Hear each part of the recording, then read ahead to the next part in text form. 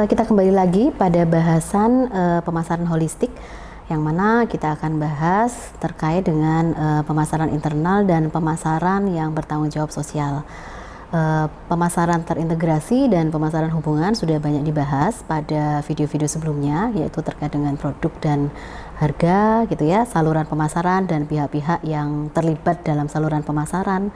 Ya, dalam hal ini bisa dikatakan itu adalah mitra dari perusahaan, terkait dengan strategi komunikasi gitu ya, strategi yang menyampaikan apa yang akan diberikan kepada konsumen gitu ya, bahasan terkait dengan pelanggan, bagaimana value yang memang harus muncul di dalam suatu produk, itu pun juga sudah dibahas gitu ya.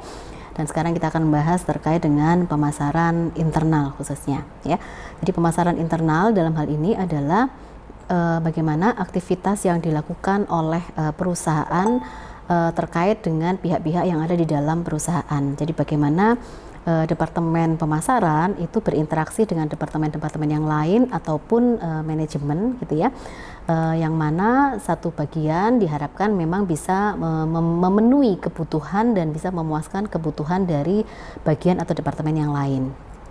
Sebagai contoh misalnya departemen pemasaran kalau memberikan kinerja yang bagus dengan tingkat penjualan yang bagus, maka dia akan bisa memberikan kontribusi yang baik pada departemen keuangan atau bagian keuangan. Jadi akan memberikan profit yang tinggi, ya.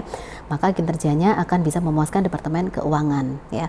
Departemen keuangan pun harapannya adalah bisa menyediakan dana yang cukup agar bagian produksi itu bisa memproduksi secara kontinu produk-produk yang memang dibutuhkan untuk dijual oleh departemen pemasaran.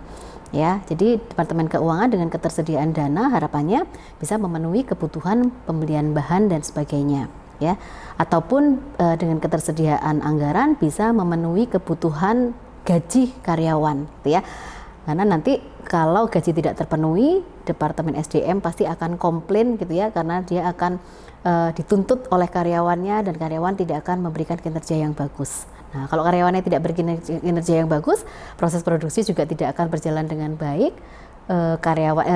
pelanggan juga tidak terlayani dengan baik, maka bisa jadi omset juga akan mengalami penurunan. Nah, ini yang dimaksud dengan pemasaran internal. Jadi pemasaran internal adalah pemasaran yang menitikberatkan kepuasan pihak-pihak yang ada di dalam perusahaan. Ya. Jadi jika itu terpenuhi, maka kinerja dari karyawan akan bisa memberikan kepuasan kepada pihak-pihak yang ada di luar organisasi atau luar perusahaan.